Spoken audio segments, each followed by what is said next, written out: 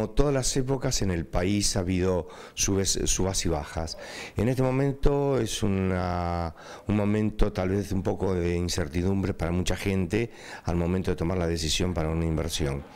Yo sostengo firmemente de que son momentos muy especiales y muy interesantes, muy buenos para poder comprar. ¿Por qué? Porque se da la posibilidad de llegar a obtener en algunos casos buenas posibilidades de compra, y la propiedad siempre le va a resguardar durante toda la vida. Muchas veces lo analizamos a través del tiempo y vemos que efectivamente la propiedad nunca, pero nunca bajó en el país, su valor, ¿no? Por supuesto.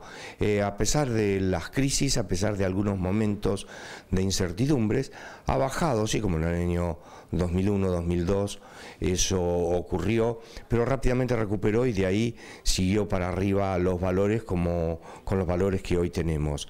Creo que esto es una constante permanente en el país y por eso sostenemos de que la propiedad es el mejor resguardo, es la mejor inversión para todas aquellas personas que dispongan de valores suficientes. ¿Y de qué forma debemos hacer esa inversión? Bueno, hoy nosotros tenemos la posibilidad de hacer este tipo de inversiones en un nuevo edificio que hemos tomado para la venta. Está en la calle Bolívar, entre Santiago del Estero y Córdoba, el edificio Baquio.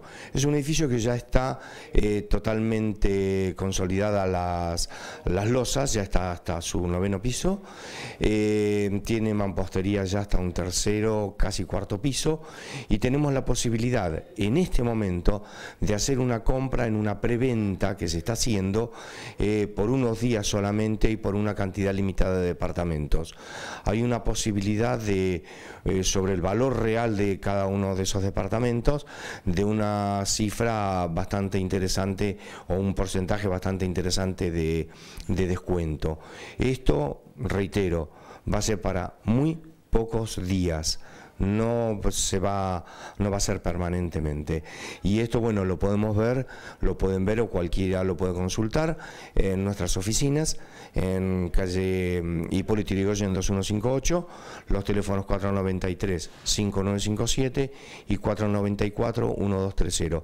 Reitero esto, esta es una excelentísima oportunidad para todos aquellos que quieren hacer una muy buena inversión a un buen precio, una buena cifra que es tremendamente conveniente.